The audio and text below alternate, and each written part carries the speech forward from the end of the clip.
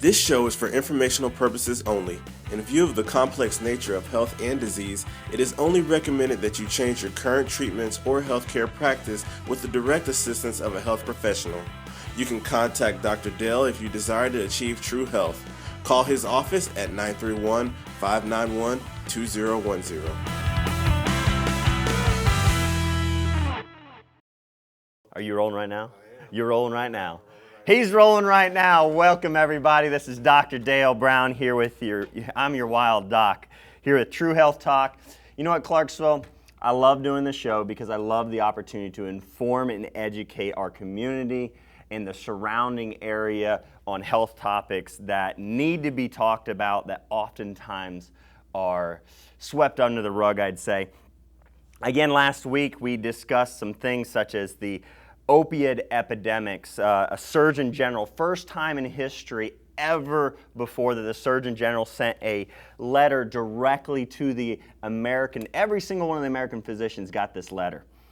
A letter from the Surgeon General talking about the fact that we need to curb the epidemic of opioid overdoses and suicides and heroin addiction due to the fact that the person had received a prescription medication or found a prescription medication in their family's cabinets. You know, and that's the thing, is I want to show Clarksville, my community, in the world, that there are safer alternatives, there are better ways to get out of pain. Ultimately, taking a medication, whether it be ibuprofen or a narcotic, you know what? That doesn't get to the root cause of the problem. That is only masking a symptom. We must realize here in this nation especially that treating a symptom, treating the symptoms of a condition such as pain, ultimately the condition is going to get worse. The need for more and more medication is going to occur. We must get to the root causes of health problems. By getting the root causes, we get well, we get healthy. And that's exactly what I do in my clinic. You know what, before we get started in some of this information, I do want to do a quick recap, as this is one of the most important subjects that I could talk on, and then we're going to get into our wild weekly news, folks, which I'm going to talk about things like the skyrocketing prices of insulin. I'm going to talk to you a little bit about how we've been able to help an individual in my clinic. His name is Gary, and Gary's been able to reduce 3 medications out of 13 already and actually reduce his blood sugar from almost 186 down to 116 in less than 1 month of treatment and care in my office. I'll talk to you a little bit about how he's improving and how we are capable of getting his body functioning and healing well. Again, we're going to touch on the opiate epidemic again. We're going to talk about the CDC's, the Federal Register. All right, they are asking for a proposed change in rules to increase the power, and I would call it the increase in corruption of the CDC, because the CDC is one of the most corrupt organizations in our government right now. They are bought and paid for by our pharmaceutical industry, and right now in our Federal Registry, started August 15th of 2016, Department of Health and Human Services, a proposed rule by the CDC to control of communicable diseases. So diseases that can be passed from human to human. These communicable diseases, they want to be able to control them, but really it's more about people control, controlling you, forcing you to do things that you may not want to, like take a vaccination. So I want to talk a little bit about that because we've got they're asking for public comment on regulations.gov, and we'll be posting that link to the ability to go online and actually look at the comments there, as well as post your own comments, because they're asking for public comment regarding this proposed rules. And these rules include detaining you for unspecified amounts of time. And they want your comment on whether you like to have a government be able to detain you without due process and detain you for an unimaginable amount of time.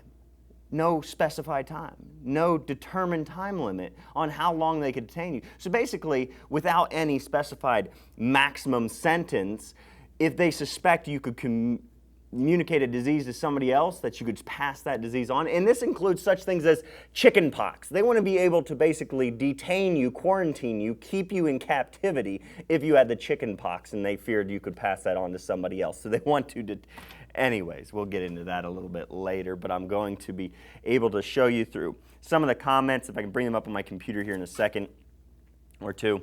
Again, folks, this is the True Health Talk with the Wild Doc. I'm Dr. Dale Brown. If you want to call my clinic, if you ever want to get in contact with me, you can email me at drdalebrown@gmail.com. You can look me up on YouTube. These videos, these radio shows are always posted within a week or two. They're posted on websites, they're posted on the YouTube, and they're posted to Facebook. Again, this is True Health Talk to inform people of the information, again, that's oftentimes not discussed, because the majority of the population would not know that the CDC wants to be able to detain people for undisclosed amount of times because they had the chicken pox. Another subject we much talk about is the FDA orders antibacterial soaps removed from consumers, but ironically they say go ahead and keep using them for the remainder of the year until you run out of the soap. If you've got like 5 or 10 bottles, go ahead and use all those bottles up. Feel free to poison your family further. Don't throw them away. And I wouldn't recommend throwing them, or dumping them down into the sink, because that antibacterial chemical, those poisons, are going to disrupt our environment. And what's crazy, folks, is this is not a voluntary action by our CDC. In fact, they had to be sued before they took action on this subject and decided that they would announce to the public that they made a mistake. The manufacturers and the chemical companies had no evidence that these antibacterial soaps had any better value or effectiveness in reducing the spread of germs. Yeah, that was a great work by the FDA. Got to sue them to get them to do anything in regards to protecting our children and protecting our society. And then the final one, we're going to get into allergies. We're going to talk about how you could heal, reverse, arrest, get well. Again, I'm not talking about curing diseases, because the FDA says only thing that can cure a disease is a chemical made by man. But the reality is you have the capability within your bodies by doing the right things nutritionally, eliminating things like antibacterial soaps. I've been talking about this for years. We're going to talk about that a little bit more in detail, but we're going to show you how you can reverse allergies, asthma, and get your body well through ways that are under your own control. So we'll be talking about that. So that's our subjects for today. We're going to do a recap again, like I said, on the Oxycontin epidemic. Folks, here's the reality. What I wanted to tell people out there, and I wanted to make sure that, if you're thinking about college right now, and you want to go to college to get a good career and make a lot of money, well, there's a better way to do that, actually. It's lie to the American government, lie to the people, or just buy off the government and buy off the FDA and the CDC, give them a few $1 million, and then get people hooked on your drugs. Become a quote-unquote legal drug dealer. Get this, folks. The Oxycontin clan, the Sackler family, in 2015, were able to announce that they were the 16th richest family in the United States, folks. The 16th richest family in the United States. Why'd they become the 16th richest family in the United States? Because they got America addicted to legal heroin. Yep, Huffington Post article, you can look it up, how big drug company inadvertently got Americans hooked on heroin. That's the title of it. They say it inadvertently, but in reality, they were fined millions of dollars, $600 million roughly. They were fined. Mind you, they made billions. They made billions per year and have continued to make billions per year on this drug, that they lied about the addictive properties and potential of this drug. They didn't inadvertently get people addicted to these medications. They did it purposefully.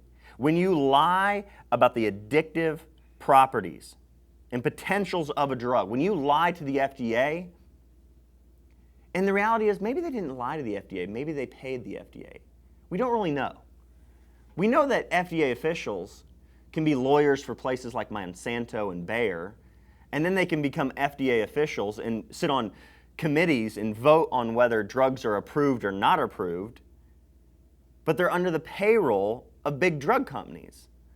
So really, anyways, folks, it's a sad reality we live in right now. But this stuff has to be discussed. Why do I get so upset? Again, one of the things I was telling people last week is I look to the Bible and I look to my Lord. Why do I get so frustrated? I get angry, I get upset. And I wanted to know why, because a lot of people ask me, Dale, why do you rant and rave on the radio or TV? And why do you talk negatively about so many drugs and vaccines and medical procedures? Well, the reality is if people aren't given the truth to be able to decide for themselves on whether a medical procedure or vaccination or drug is necessary or even effective, if they're lied to, that's deceit. That's deception. And that is one of the 7 things that the Lord doth hate. All right? So I realize that is sometimes I'm going against the grain. I'm going against what our cultural norm would say is to keep our mouths shut and not talk about controversial subjects like this. Like governmental agencies like the CDC and the FDA lying to us. But we have to open our mouths, folks. We have to realize that our healthcare system currently in America is one of the worst. Now, I'm not talking about our emergency care system. Our emergency care system, folks, is one of the best in the world. We can save a life if somebody's having a heart attack. We can save a life with an EpiPen, though it may cost $600 to get that pen. You know, we may save people's lives in emergency situations, but we're not keeping people from having those heart attacks. We're not preventing children from developing those food or different types of allergies. We're not teaching people how to heal from allergies or heart disease or diabetes for that matter. And that's what I want to talk about in True Health Talk. So here we go again. I'm going to read you a little bit of the Surgeon General. Surgeon General Vivek Murthy, MD, he writes this letter to the American physicians. Every single one of the American physicians have received this letter. It'd be good for you, the patients, if you're listening right now, to ask your medical physician how they're helping people in your community get off of opioid medications, how they're reducing the prescription loads. You know what? One of the greatest burdens on our police force in Clarksville in the U.S., the drugs that they battle, the war on drugs, is the war on prescription opioids, abused and used on the streets of America. We are seeing tens of thousands of people die every single year from prescription opioid narcotics. Prescription drugs kill tens of thousands, more than any other illegal drug, and that's more than every other illegal drug combined, folks. Every other illegal drug combined doesn't kill as many people as prescription narcotic opioid medications. So here it goes. Dear colleagues, again, this is Vivek H. Murthy, MD. He is our Surgeon General of the United States. He states, I am asking for the help to solve an urgent health crisis facing America, the opioid epidemic. Everywhere I travel, I see communities devastated by opioid overdoses. And folks, this rings true here in Clarksville especially. We have way too many of our U.S. Armed Forces at Fort Campbell being given and prescribed opioid medications. Our veterans being given opioid medications and antidepressants, which is the deadliest combination of medications a person can be on. Now again, my heart goes out to the people suffering with depression and severe pain and chronic pain. These people don't deserve to live in that pain. I want to help them get out of pain, and I've done that. Under my care, I have seen so many of our U.S. veterans get off of prescription opioid narcotics, one of which, actually a good friend of mine, this fellow was actually, he serves now on disaster relief. He was recently, the last week, he went down south, Louisiana, to help with flood disaster and relief, and he was down there. He's a workhorse now. But he's been able to get off of every single one of his medications, the prescription opioids and narcotics. He's not on a single drug, doesn't need even an ibuprofen or Advil. And doing disaster relief work after several back surgeries and neck surgeries. This man has plates and screws in his spine. He's had areas of his spine fused. and the surgery failed. It didn't help him. He continued to get worse, became basically dependent on the drugs. Thank God he wasn't the individual that was susceptible to the neurological changes in the brain that can occur that could make one person addicted to narcotics in a single dose. That's why it's so dangerous to even allow for children to be given these drugs. Meanwhile, again, this article, this letter comes out from our Surgeon General saying we need to stop this epidemic, but less than a year ago, the FDA approved OxyContin for children as young as 11, folks. 11 years old, you can now get prescription narcotics. The actions speak louder than your words. If our government truly wants to stop the epidemic of opiate overdoses, in addiction to opiates, well, then they better not be extending the ability for doctors to prescribe these medications for children as young as 11 years old. That's insane, folks. We've got to stop that. Again, this patient of mine, able to go on disaster relief, even after being fused in several areas of his spine by a surgeon, that the fusion surgery did not work. I've seen this so many times. The majority of people are worse after surgery, and again, that comes from the Journal of Spine. The year 2011 says that those who undergo spinal fusions for work-related lower back pain, again, the Journal of Spine is not a chiropractic journal. This is a surgery journal stating that you're more likely, it's a 48% increase in narcotic use, in drug use if you undergo a surgery for back pain, sciatica, degenerative disc disease, all these conditions. All right, every level of spinal condition unless you fractured or broke your spine, okay, unless you broke your back. That's the exclusion in this. If you broke your back, you'll need to stabilize it with a surgery, but the reality is this. If you have something like degenerative disc disease, if you're a listener out there right now, I want you to contact me. Either email me, drdalebrown@gmail.com, or phone my office at 931-591-2010, 591-2010. Again, that's 931-591-2010 before you start taking those prescription opiates, before you go under the knife and have that back surgery, that fusion. Please give my office a call because we've been able to help so many people avoid the surgery and avoid the medication dependency. Again, this patient, after several back surgeries, was able to get out of pain, significantly reduces pain. I mean, it's not that he's never in pain, but he has soreness now, not the excruciating pain, the pain that puts him in the bed and he can't get out and do work and serve the Lord and serve his community and serve other communities around the United States when disasters strike. But that's the kind of thing that I love to see, is I love to see people getting well, being able to do and serve other people in our community, see them, just people helping people. That's what we need more of. Again, back to this letter by Vivek Murphy. He says, I meet families so ashamed, too ashamed to seek treatment for addictions, and I will never forget my own patient whose opioid use disorder began with a single course of morphine after a routine procedure.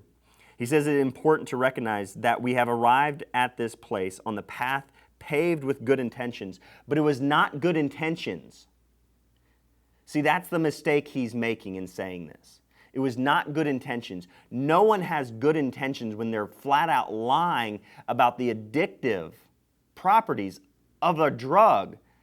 That when you look at alternatives to the use of prescription opiates, there are safer alternatives. Again, folks, we talked about it in previous shows, episodes, about the use of things like cannabinoids, oils extracted from the cannabis, from marijuana.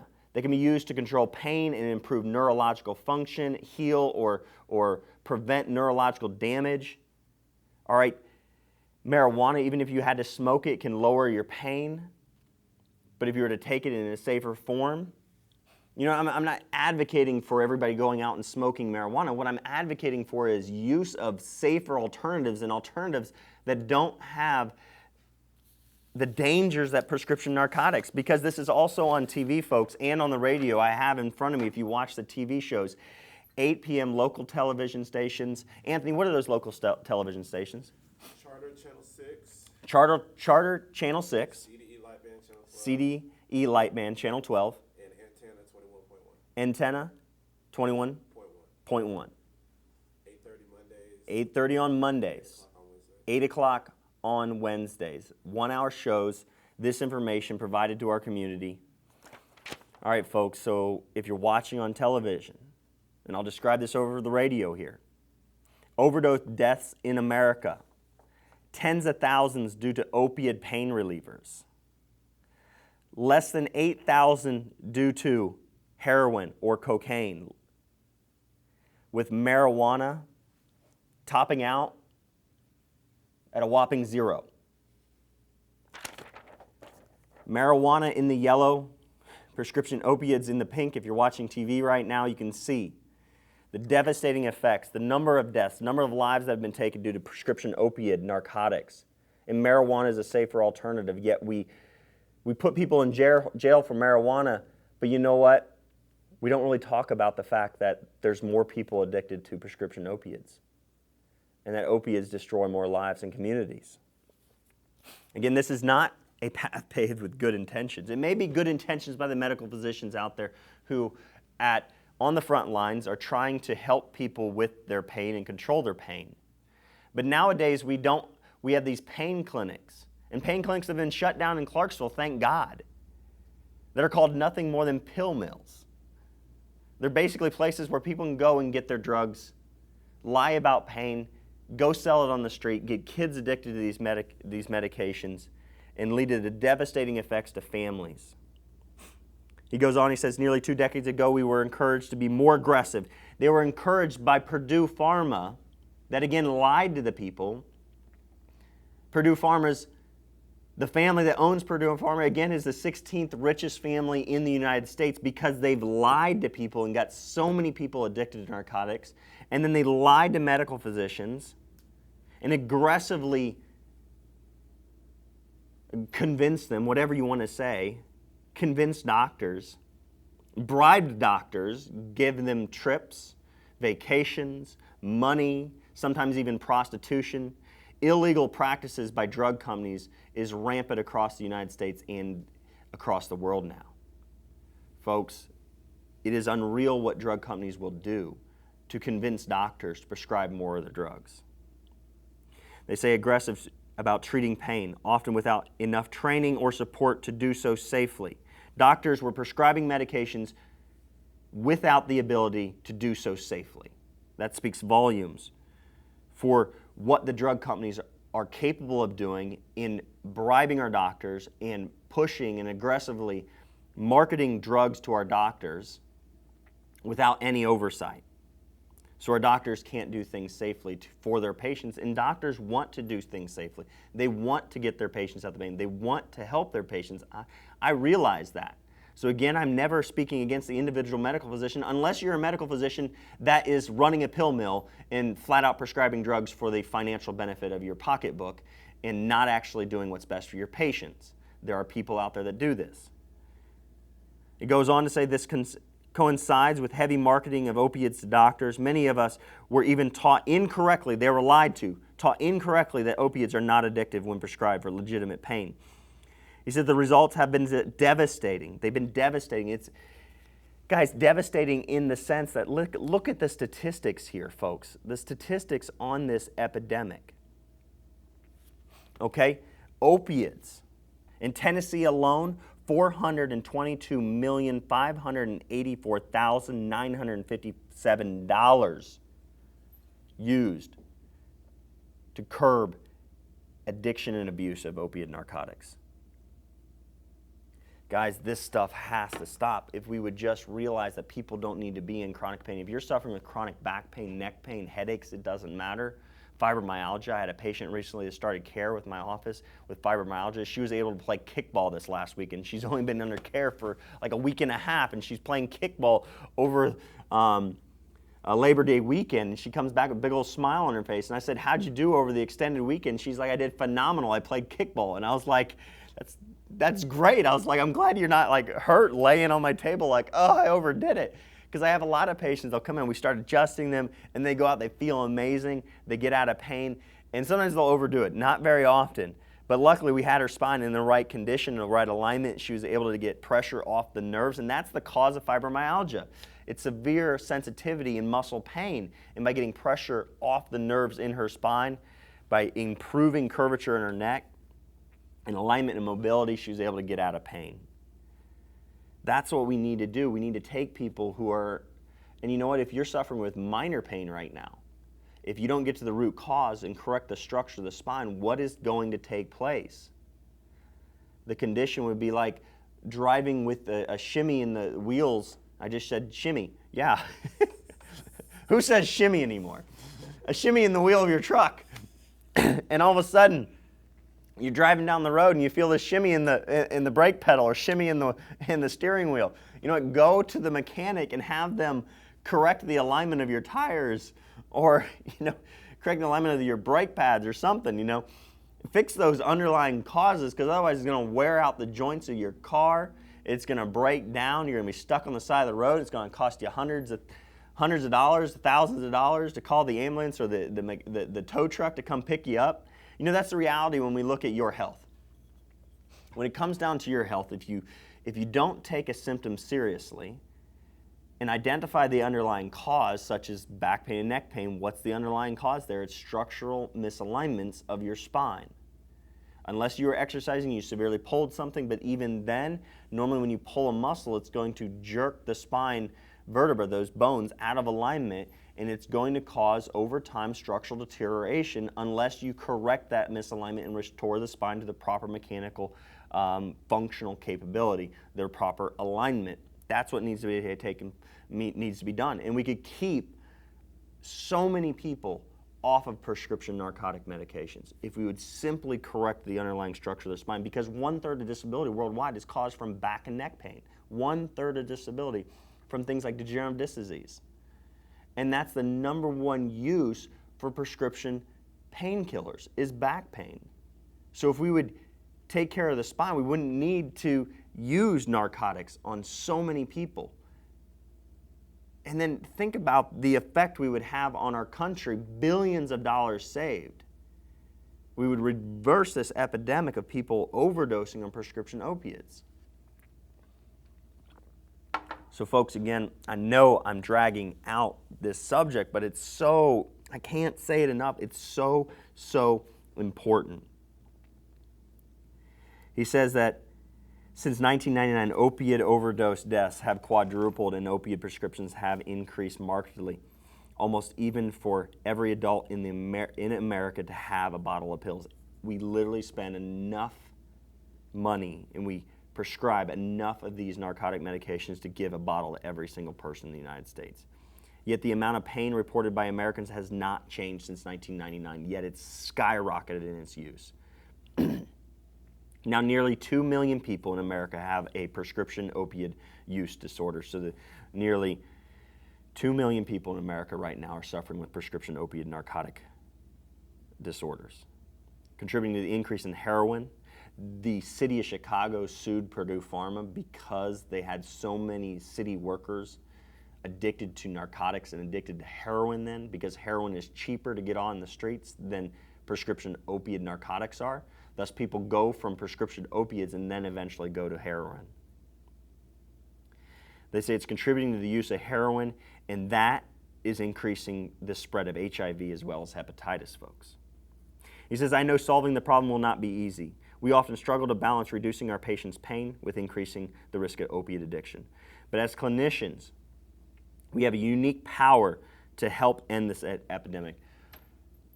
Physicians out there, medical physicians listening to this, because I know several of you do in this community, please, please, please understand we must band together to help people get off these narcotic medications. If you have a patient with chronic pain, especially back pain, you can know that if we correct their spinal alignment and get pressure off their nerves, we can get them out of pain and we can help these people. And folks, if you're listening out there, you don't need your doctor's permission. You can call my office directly. Let me help you. Again, my phone number to the office is 931-591-2010, 591-2010. You can call my office and we can help you. We can help you get well, get to the underlying root cause. He says, as cynical at times as it may seem, the public still looks to our profession for hope during difficult moments. And it's sad. Look to a different profession, folks. If the profession that has caused the pharmaceutical industry is who I'm talking about primarily here. If that industry has caused this epidemic, do not look to the people who deceived you in the first place to find the answers. When you Google what are the treatments for opioid prescription abuse or addiction, you look on WebMD and it's like 5 different additional medications you need to take. You need to take 5 different medications provided to you by such companies as Purdue Pharma. So the companies who get you addicted to their drugs now sell you drugs to take for sometimes the rest of your life, folks. That's what WebMD says. Some of these medications must be taken for the rest of a person's life to maintain their drug addictions. See, we're not getting, again, we're not applying healthcare measures to get people well and healthy and get them off of prescription medications, but that's what I do in my clinic. What I do specifically is get to root causes of health conditions, help restore function and healing to a person's body, restore nutritional and remove nutritional deficiencies, remove toxicities, and get people well. This is one of those times, he says. That is why I am asking you to pledge your commitment to turn the tide on the opioid crisis. He says, please take the pledge, medical physicians. TurnTheTideRx.org. Together we can build a national movement of clinicians to do 3 things. Do 3 things. First, we will educate ourselves to treat pain safely and effectively. So folks, what are the ways to treat pain safely and effectively? There is no, think about this, folks. If you have pain, if you don't get to the root cause of that pain, there is no safe way to treat pain in terms of a chronic health condition unless you're seeking out the root cause and fixing that and getting the body into a position to heal itself. That, to me, is truly the only safe way. Now, obviously, there are times when people are suffering in severe pain, and we must use alternatives that are not necessarily very safe. But getting to the root cause is the only way to get people well, healthy, and remove the necessity of medications. A good place to start is the enclosed pocket card with the CDC opioid prescribing guidelines. Second, we will screen our patients for opioid use disorders. They're screening people doing drug testing now. Provide or connect them with evidence-based treatments. So they're going to prescribe chiropractic now. It doesn't really say that, but that's what they should do, considering the fact that chiropractic is the most evidence-based treatment for spinal-related pain. Headaches, back pain, neck pain. It's the most evidence-based treatment out there. Third, we can shape how the rest of the country sees addiction by talking about and treating it as a chronic illness, not a moral failing. It is not a moral failing, but it was a moral failing. It is a moral failing, in my opinion, if we continue to allow the pharmaceutical industry to lie to our medical physicians, and that's what's taking place. That is a moral failing in our medical system right now, that we would continue to allow and believe the lies of the pharmaceutical industry over and over and over again. I mean, Purdue Pharma paid $600 million in fines. Folks, that's a drop in the bucket compared to what they make, which is billions of dollars. Billions of dollars on selling these medications. They make billions per year, folks, and they've only paid $600 million for getting America addicted to narcotics. It's insane. Going on here, years from now, I want to look back and know that in the face of crisis that threatened our nation, it was our profession that stepped up and led the way. They led the way to the addiction. Unless we start treating physical pain with physical therapy, physical procedures like realignments of the spine with chiropractic, we are never going to end this because we'll keep treating pain with chemicals. If we treat a physical condition with a chemical, the person is never getting better. He says, I know we can succeed because health care is more than an occupation to us. It is a calling rooted in empathy, science, and service to humanity. See, this is what frustrates me. There is science behind some medical procedures, but the science behind using narcotics was only that it gets you high. that blocks your pain receptors in your brain. And sometimes it doesn't even do that, folks. These values unite us. They remain our greatest strength. Folks, we need to end this epidemic. Folks, other articles, I'm not going to go into more of it, but again, big part of OxyContin profit was consumed by penalties, only $600 million when they make billions every single year. You know, finding a pharmaceutical industry that gets millions of people addicted, 2 million Americans addicted to prescription narcotics, a pharmaceutical company that lies to our government agencies, lies to our physicians, illegally markets these painkillers, and they're fined $600 million when they make billions per year. That's like me trying to punish my child if he was ever to steal a box of candy bars. And I know that people are probably laughing out there right now because they know that Dr. Dale's son is probably never going to take and steal a box of candy bars because we don't allow him. Now, he loves Lara bars. Those are actually a decent brand out there. Nuts and fruit all mashed together. Great stuff, healthy alternative for your children to eat. But that's like me taking him, and if he stole something, and he stole a box of something, like candy bars, okay, and I take 2 candy bars away from him. I say, there you go, son. That's going to teach you for stealing from people. And he keeps the rest of the box. That's not punishment. That's reward. He's going to learn that lies are rewarding. And again, that's why I joke around and say, you know what, if you want to become a billionaire, don't go to college. Just own a pharmaceutical company and lie to our government and get people addicted to your drugs. Oh, and then leading anti-marijuana academics, so physicians and spokespeople, such as Dr. Herbert of Columbia University, who is quoted on all kinds of news channels like CBS and NPR and NBC. He's bought and paid for by Purdue Pharma, again, the makers of OxyContin.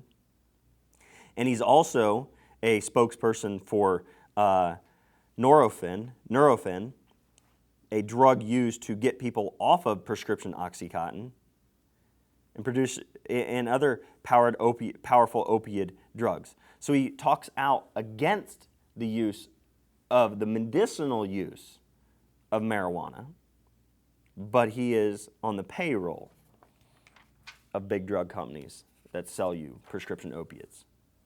Again, the quiet epidemic, prescription drugs abuse, destroys millions of lives. This was all the way back in 2010, yet nothing was done. Prescription drug abuse on the rise in the U.S. This was, again, from 2009. It says between 1999 to 2006, U.S. hospital admissions due to poisoning by prescription opiate sedatives and tranquilizers rose from approximately 43,000 to 71,000 in that time period. It has gone up ever since, skyrocketing. So, all right, next subject we're going to talk about here. We're going to talk about, a couple shows ago we talked about the price hikes with the EpiPen going up 400 and some percent. Basically, again, drug companies taking advantage of people or families with children with risk of anaphylactic shock and deadly allergic reactions. But now, we ought to talk about the other problems. Journal of American Medical Association reports on the skyrocketing prices of prescription drugs like insulin. Here we have in the article from money.com, insulin prices are skyrocketing too, beyond that, and they're including that with EpiPen. Over 2 million Americans suffer from diabetes and need insulin according to the American Diabetes Association. There's no generic option for any insulin brand. Journal of American Medical Association study looked at the prices of insulin from 2002 to 2013. It found that the mean price, the middle price of insulin increased from $4.34 per milliliter in 2002 to $12.92 per milliliter in 2013, equating a 200% skyrocketed increase in price of insulin. Again, we allow drug companies to own patents on things like insulin for, it seems like, an indefinite period of time. Patents should be only 1 or 2 years. If you discover something and you serve and help society, you know what? Yeah, have a patent and be rewarded for that if it's truly helping society.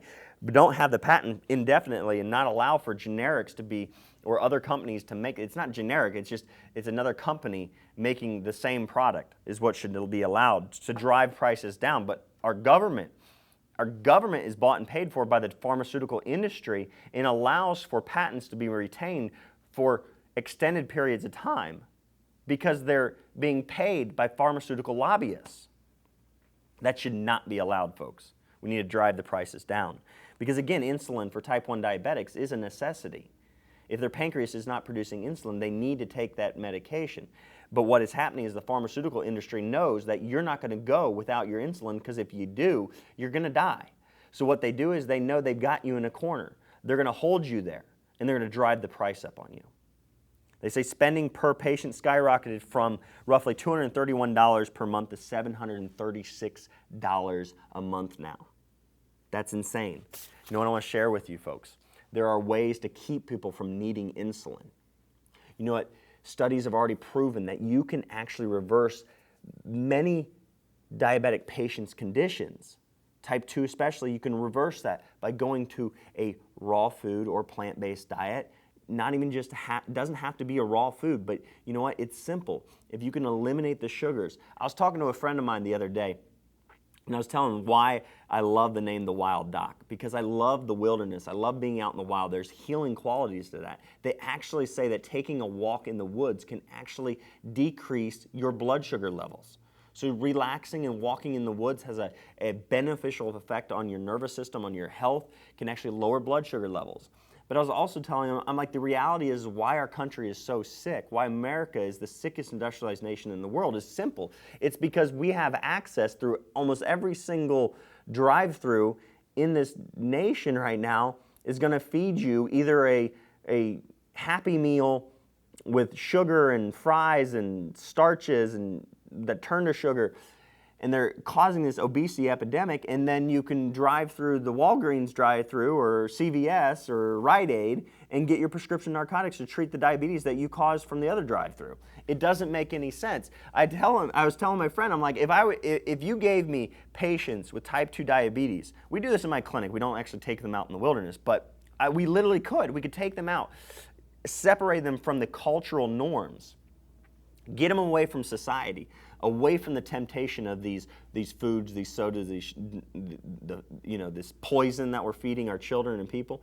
If we took them out there and fed them whole food, plant-based diets, if we foraged, because you can forage and you can live off the environment in the wilderness, and we can do that. And if you do that, it can actually reverse diseases because you eliminate the harmful effects of our diet, our SAD diet, the standard American diet, that's what it's called, the SAD diet. You know what? You can get people off of those sugars, you can get them to lose weight, and you can allow their bodies to get into a state of healing. But I want to talk to you about a patient of mine, Gary. Gary came into me, again, I talked a little bit about him already. I love this, talking about new and recent testimonials and patients that have achieved healing in their body. Gary came into me on 13 medications, he's down to 10 now, and reducing the amounts taken in the other ones, like his blood pressure meds and his diabetic medications, because his blood sugar under 2 weeks of care roughly went from 186, I believe it was, down to 116, and his blood pressure went from averaging in the high 160. Now he's looking at blood pressure levels of 116, 17, 110, and now getting down over like 61. 110s to 60s, over 60s. Get this, people. We're getting to the root causes because what Gary had was pinched nerves in his neck. His neck was out of alignment. He had degenerative disc disease in his lower cervical spine where the nerves branch out from the neck, folks. If you're watching TV, I'll describe this to you. He had deterioration in his neck. So if you have pain and deterioration and tight shoulders, that condition can actually cause blood pressure increases over time. And these studies on this subject have been proven through doctors of osteopathic medicine, not just chiropractic journals, but doctors of osteopathic medicine have determined that if you have damage or injury or deterioration to that area of the spine where the nerves branch out and go to the heart, well, the heart needs communication from the brain to the heart without any interference or stress. If you pinch those nerves, guess what happens? You pinch the nerves here, those nerves go to your heart stresses out, your blood pressure goes up.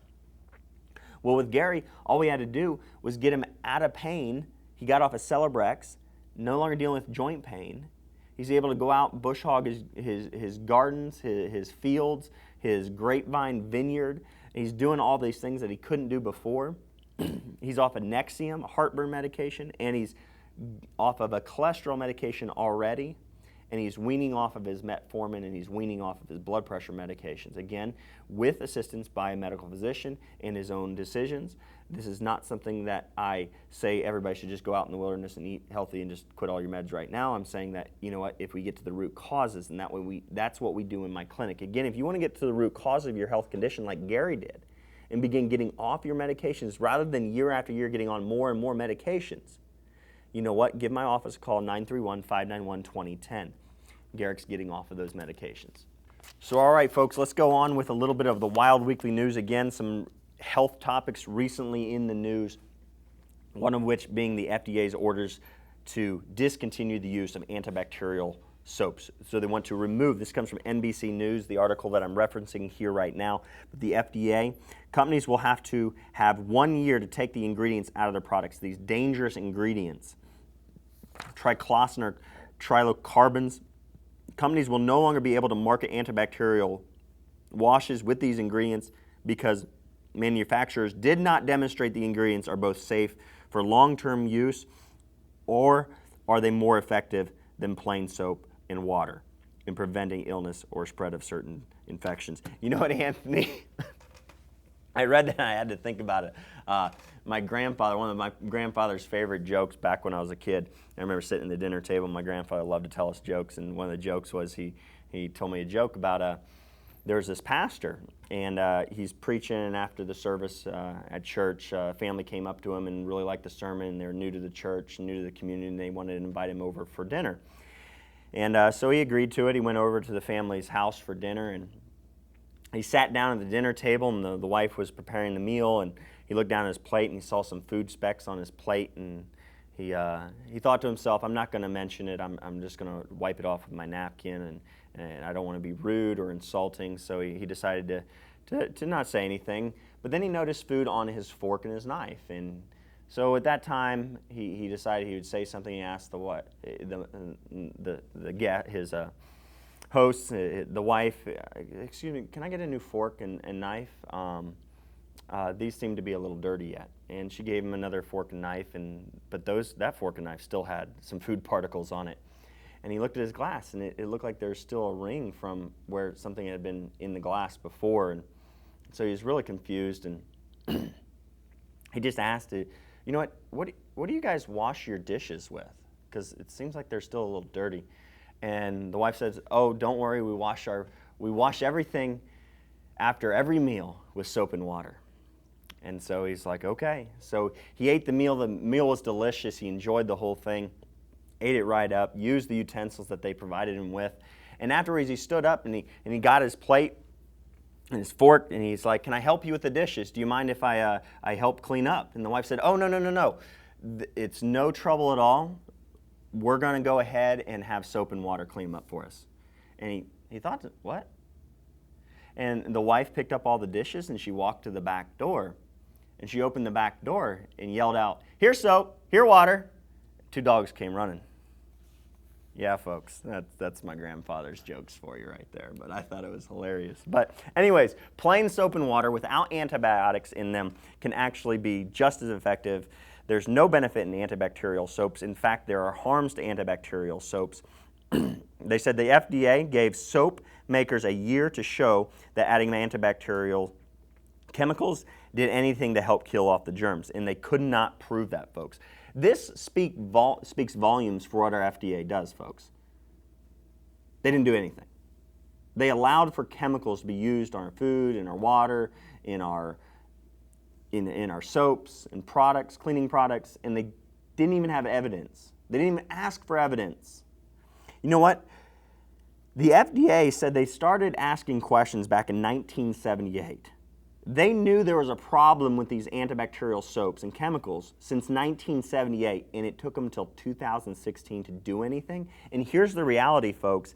It says here the Natural Resources Defense Council, NRDC, had to sue the FDA before the FDA finally agreed to do something about triclosan in 2016. And now they're saying, stop the soaps. But if you watch some of the NBC videos on this. They say you don't need to throw them out, and I don't recommend throwing them out. Leave them in the bottles, throw them in the trash can. Do not pour them down the water, because that will get into our water supply, into our rivers, lakes, streams, and contaminate those things.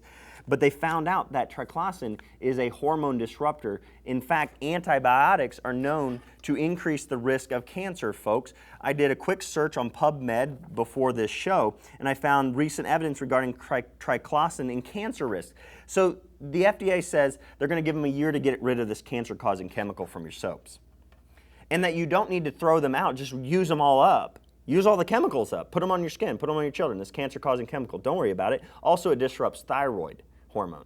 So we have a lot of people that, thyroid conditions are an epidemic in this country right now. You know, I place patients on programs, and one of the biggest things is we get rid of the hormone disruptors in their life. You know, there's protocols I take people through when they heal their body. You got to eliminate the causes first. Some of the other interesting article titles I have saved on my computer here is antibiotic linked to rare but deadly heart attack risk. Antibiotics have little effect on cough and cold phlegm. Antibiotics have little impact on childhood ear infections. In fact, the AAP, American Academy of Pediatrics, stated that do not give your children antibiotics for ear infections because they do not work. And in fact, they actually, again, another article says overuse of antibiotics spurs vicious cycle, more and more ear infections. It said doctors ignore advice by major medical organizations saying that bronchitis and sore throats are not helped by antibiotics. They say that ear infections, think twice before inserting those tubes. A little bit different subject than the antibiotics, but experts warn of antibiotic crisis. This was several years ago.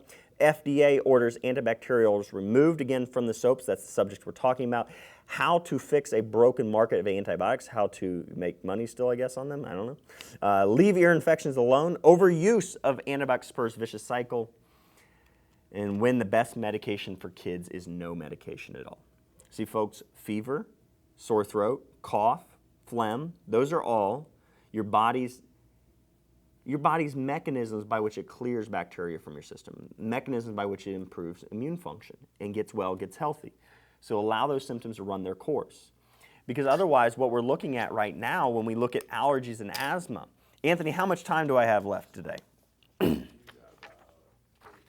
Got about 8 minutes, so we're gonna, wow, 8 minutes, and I've got to talk about allergies again. Man, I seem to like to talk about the health recent wild news, but we are going to get into this stuff, and I'll go through more detail. If we end with it, we'll start with it on the next show, and we'll start talking about how to arrest, reverse, and heal from allergies. I just want to start off with a testimony of one of my patients. I had this young girl, the mother came in. They'd both been in a car accident. Well, unexpected side effects of the chiropractic treatment and the realignment of this daughter's spine after this car accident was the fact that she reversed atopic disease. She had eczema really bad to the point where her skin would literally bleed when she'd scratch at it. And London was able to, after a few adjustments, go from red, blotchy skin, scaly, breaking open, bleeding, to within 1 week, beautiful, perfect skin. Guys, I can't imagine raising a daughter with dermatitis, inflammation of her skin, and having that scar them for life. And think about the parents out there. If you're somebody listening, please, please, please know that these conditions of allergies can be healed and reversed. In fact, the Journal of Orthopedic Surgery, so an orthopedic surgery journal, states that the relationship between vertebral deformities and allergic diseases is strong. Within this research study, they actually allowed for the correction of misalignments to reverse allergy and even asthma. They said that chronic nerve compression, so if you have pinched nerves in your neck, pinched nerves go into your lungs, it can cause asthma and allergies. They said that nerve compression from vertebral deformities or thoracic misalignments in the thoracic vertebra, in the spine, they can actually significantly affect the immune function and cause dermatitis, eczema, bronchial asthma. So these conditions can be caused by that. They said that out of 3,013 patients with atopic dermatitis, AD, or bronchial asthma, BA, they said, such as hay fever and other different pollen type allergies, they said that those people had misalignments of their spine, it was a causative factor in this because it causes a dysregulation. When you have a pressure on a nerve, you get dysregulation of your autonomic nervous system. So by that dysregulation, the immune system could not regulate itself, or the nervous system could not regulate the immune system properly, and through that mechanism, you have an overexcitation and overexpression of the immune response.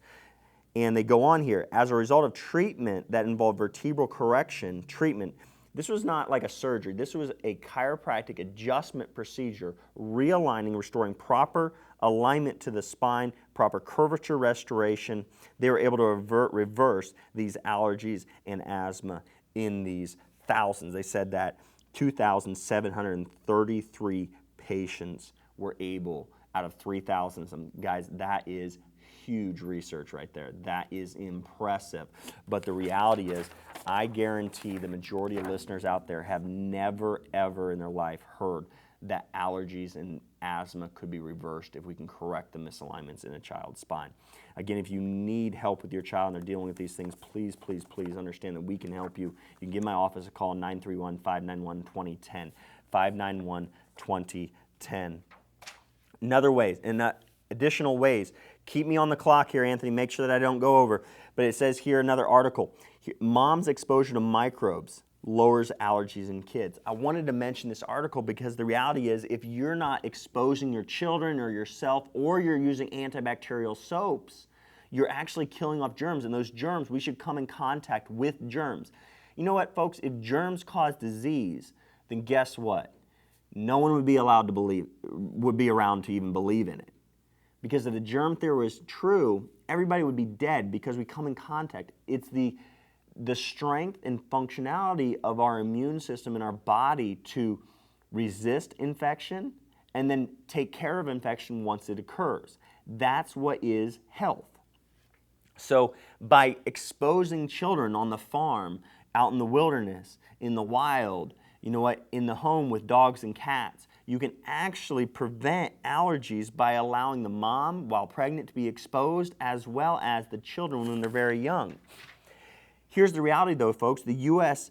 has more children with allergy and asthma than any other country out there right now.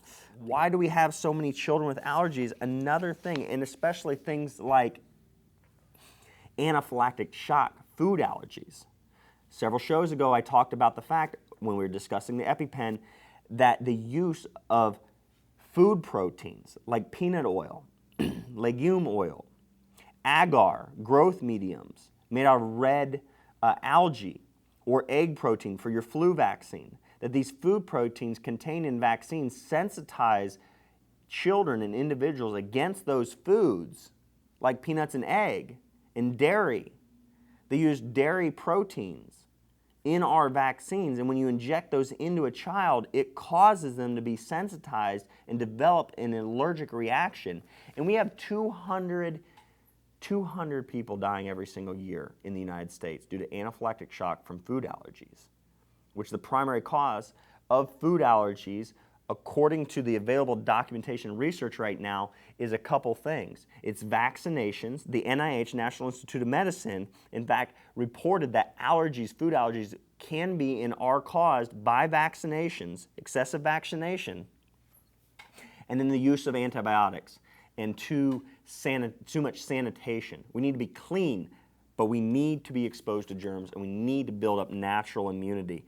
Again, I highly recommend physicians and individuals out there listening to these programs that you read the evidence for yourself. That's why I want to make sure that people on the TV see this article, and it's coming from the Journal of Developing Drugs, published 2015.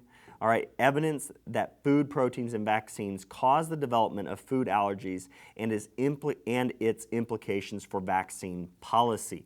Okay, again, read about how vaccines cause allergic diseases. Another one from the British Medical Journal. We had 2 minutes, guys. Man, I always don't have enough time to cover the necessary information. British Medical Journal, Journal of Human Experimental Toxicology. additional research studies, medical documentation saying that allergies are caused.